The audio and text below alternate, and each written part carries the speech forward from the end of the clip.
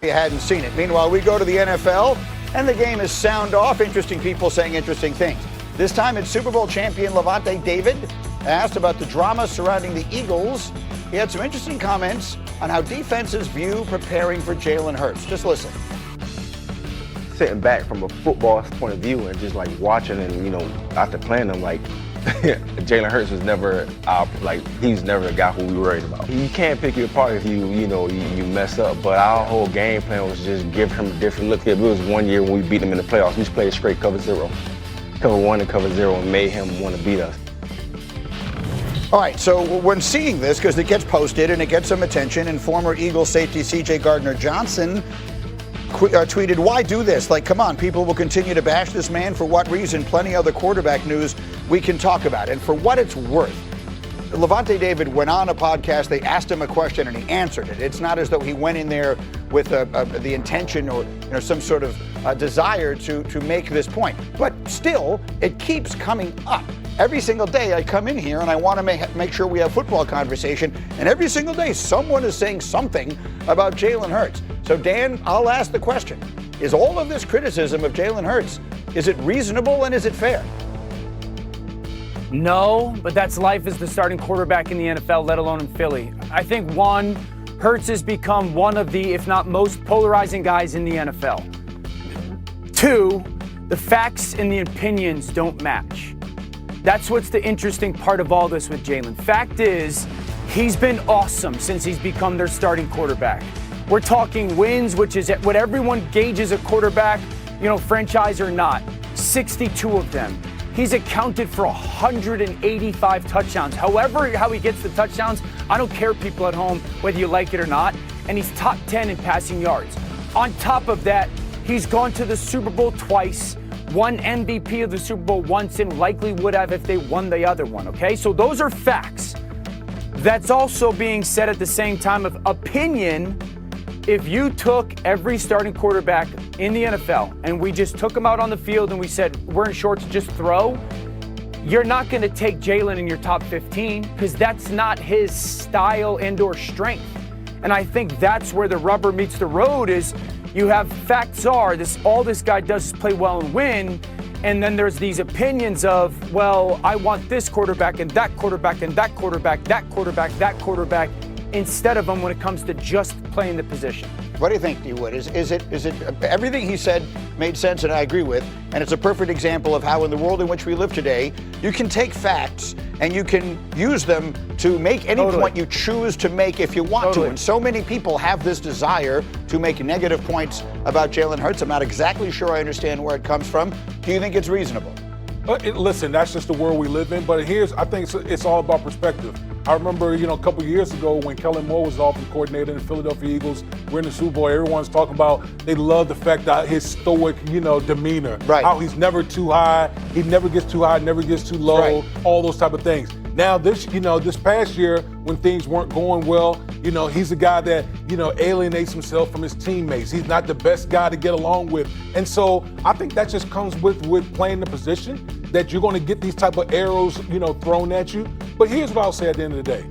I saw a guy in Jalen Hurts who went head-to-head with Patrick Mahomes and was better than him both times in the Super Bowl. It's true. That is the fact. So regardless of how it looks, I know at the end of the day what this guy has done, what his resume looks like, and he's going to be judged on that when it's all said and done. Go ahead, Dan. But it's not all make-believe from the exterior noise. I mean, the Eagles hired an offensive coordinator, Sean Mannion, who, at the starting point, the foundation of the offense, the 3 things that are the backbone of it are the 3 things that Hurts doesn't do a lot and or well. Play from underneath the center in the play-action pass game and throw the ball in the middle of the field.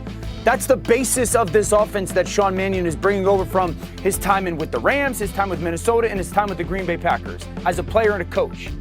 So the Eagles have made a clear declaration with the hiring of Sean Mannion. We're bringing in a scheme that the quarterback that we have has never majored in. It will be very different to whatever he's experienced and really has kind of been stuff he's struggled with.